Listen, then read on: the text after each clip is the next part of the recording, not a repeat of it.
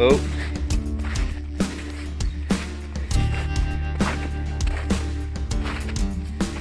Oh.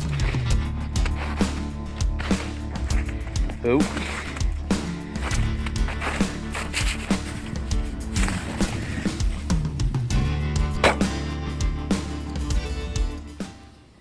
Hi folks, Greg here with GVS Outdoors. It's been a long time, but I've been filming a little bit here and there, and just haven't had a ton of stuff. I have some content I'm going to be putting out here before too long, but I wanted to give you a little update on something. It's taken a little while for me to do this one, I guess, but I lost my bird dog, Gus. Gus was with me 13, almost 14 seasons. Hunted every single one of them and did really well. You've seen him on the channel. I did a couple of grouse hunting videos with him, and I haven't really said much about it. And I had in mind something that I kind of wanted to do. I wanted to tell a few stories just about hunting with Gus and some of the memorable hunts and everything. And I want to kind of start a little discussion around that, because I know a lot of the people that watch this and follow me on social media are dog hunters.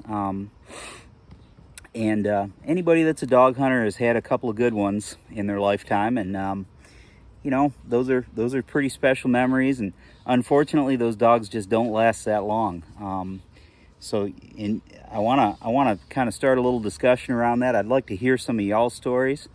I'm going to share a few with you here and there, and I don't want it to be a mopey kind of, you know, thing.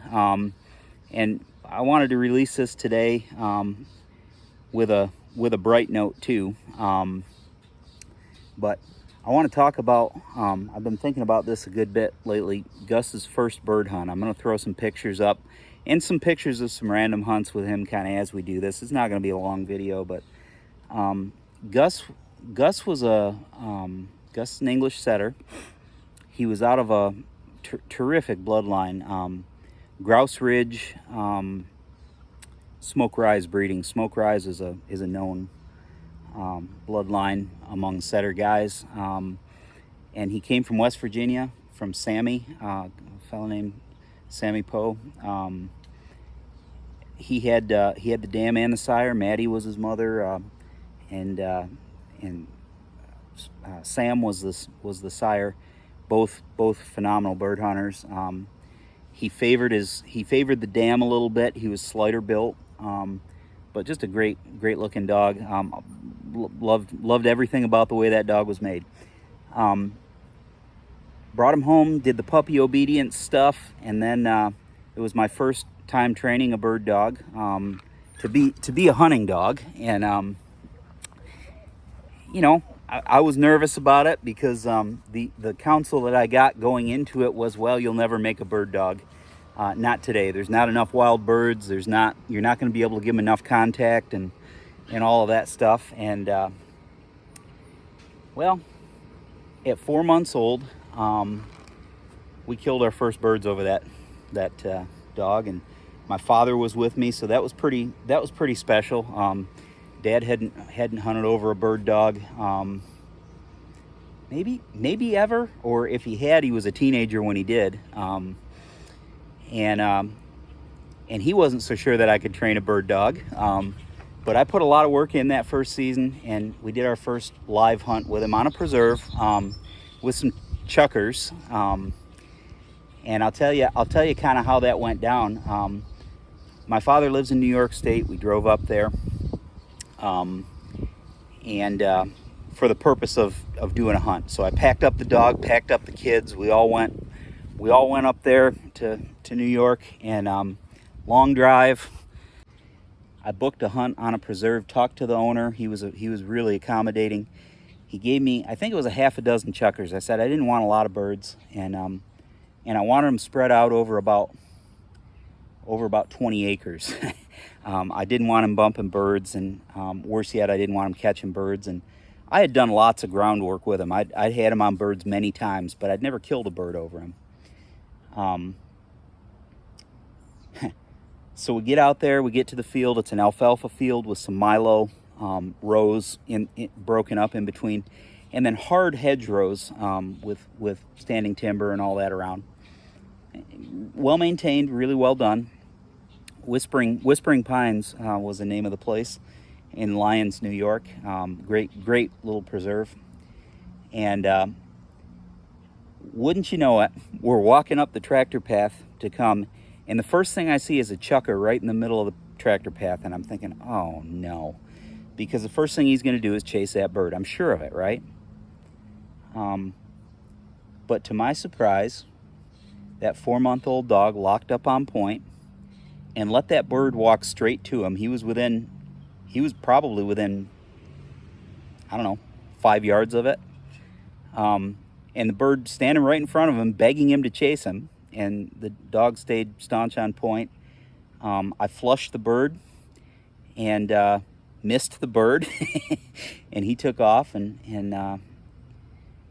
Gus went after that bird, and I woed him when he got running, and he stopped from a dead run.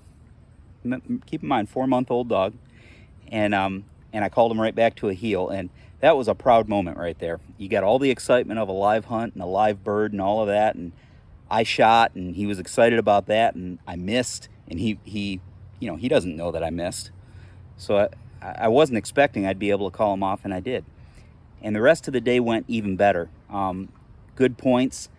Gus was not a natural retriever, so when we did knock a bird down, he would go stand over top of it and point, so we didn't lose any birds, and we got all 6 of our birds that day. And it was kind of a triumphant moment for me, the new dog owner and the novice dog trainer, to have my dad there with me, and you'll see that in the pictures here. These are some of my favorite pictures of Gus. I wish I had more pictures of Gus. It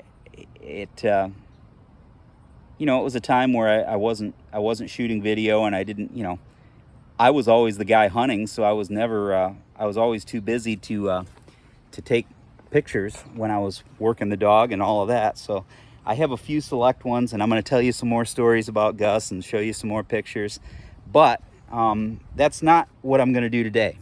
Today, I'd like to introduce you to the new member here. This is Lila. You'll be seeing more of Lila here. We're gonna do some hunting this year, hopefully. Sorry about the sirens.